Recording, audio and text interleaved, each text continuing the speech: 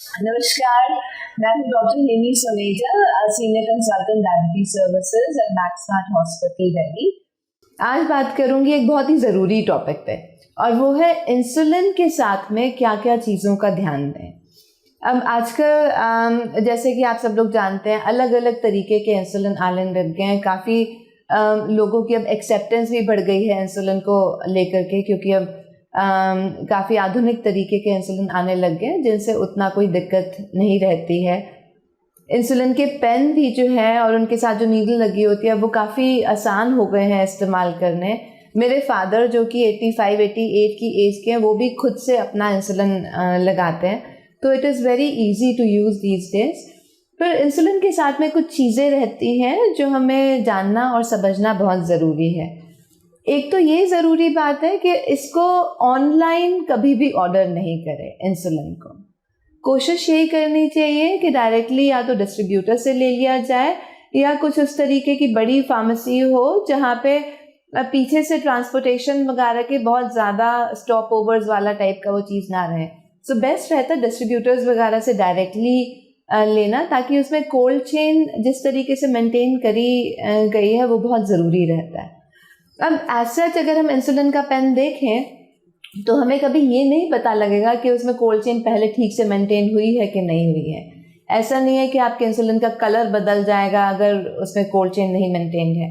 सो ये चीज़ का ज़रूर ध्यान दें कि एक अच्छी जगह से इंसुलिन ख़रीदें अपना, और ऑनलाइन बिल्कुल भी परचेज़ नहीं करें इंसुलिन।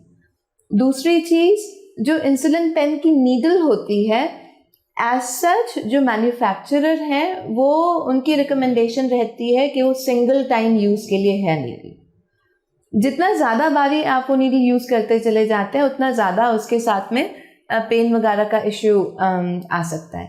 इसलिए बेटर रहता है कि उसको सिंगल यूज़ के लिए ही रखें। ज़्यादा हुआ तो 2 बारी यूज़ कर लिया, उससे ज़्यादा बारी उसको नहीं यूज़ करें। दूसरा चीज़, इंडिया में और दिल्ली में ख़ास तौर से काफ़ी गर्मी का मौसम रहता है, तो कोशिश यही करनी चाहिए कि जैसे ही हमने अपना इंसुलिन इस्तेमाल किया उसको वापस तभी फ्रिज में रख दिया, और उसको अपने बैग वगैरह में डाल करके इधर उधर कैरी करने का नहीं रखना चाहिए। आपको लेकर जाना है कहीं पे बाहर इंसुलिन, तो कोल्ड पैक वगैरह मिलते हैं आजकल इंसुलिन को कैरी करने के लिए, जो कि बहुत आसान रहते हैं। उसमें आप कैरी करके लेके जाइए ताकि वो इंसुलिन आपका लोअर टेम्परेचर पे रहे। दूसरी चीज़, जस्ट बिकॉज इंसुलिन को ठंडे टेम्परेचर पे रखना है इसका मतलब ये नहीं कि आप उसको फ्रीज़र में रख दें। काफ़ी बारी ये पता लगता है कि जी डॉक्टर साहब इंसुलिन लेकर के आए, 5 वायल थी उसमें, 1 तो हमने पेन में डाल दी, बाकी 4 हमने फ्रीज़र में रख दी। उससे इंसुलिन ख़राब हो जाता है। सो प्लीज़ उसको फ्रीज़र में बिल्कुल नहीं रखना है। अगली चीज़, जो इंसुलिन का अगर आप जब भी पेन वगैरह लेते हैं तो उस पर हमेशा उसका नाम और उसकी स्ट्रेंथ चेक कर लें। अब कई सारे इंसुलिन होते हैं जिनका मेन नाम तो सेम होता है, लेकिन उसमें कॉन्सेंट्रेशन अलग अलग होती है। ख़ास तौर से मिक्स्ड इंसुलिन जो है वो कई बारी 30-70 या 50-50 वाली कॉन्सेंट्रेशन में मिलते हैं, या 25-75 वाली कॉन्सेंट्रेशन में मिलते हैं। तो ये ज़रूर ध्यान दें, जो इंसुलिन जिस तरीके का आपके लिए लिखा गया है, जो आप यूज़ कर रहे हैं, वही वाला आपको मिल रहा है। So please check that.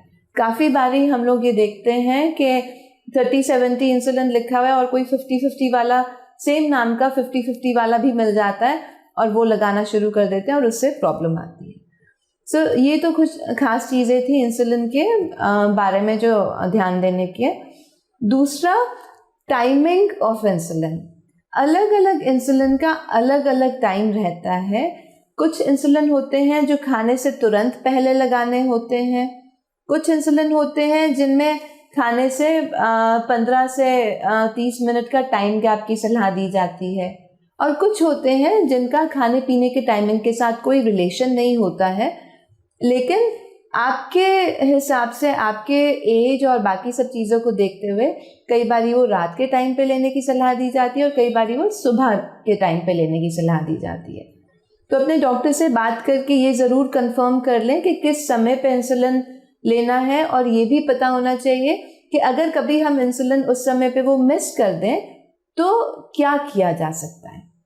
ये चीज़ें जब भी आप इंसुलिन शुरू करें तो हमेशा अपने डॉक्टर से बात करें और समझें, या फिर अपने डायबिटीज़ एजुकेटर जो हैं उनसे सलाह लें, ताकि इस चीज़ में दिक्कत ना आए। इंसुलिन के टाइमिंग में गड़बड़ होने की वजह से भी काफ़ी बारी प्रॉब्लम्स वगैरह देखी जा सकती हैं, और इसका एक बहुत आसान सोल्यूशन है कि हम पहले से ही जान समझ करके वो चीज़ करें। इसके अलावा कोई और आपके क्वेश्चंस वगैरह हो तो please feel free to send them to us, and उसके बारे में आगे कुछ और भी हम आपको सलाह दे सकते हैं उसके हिसाब से।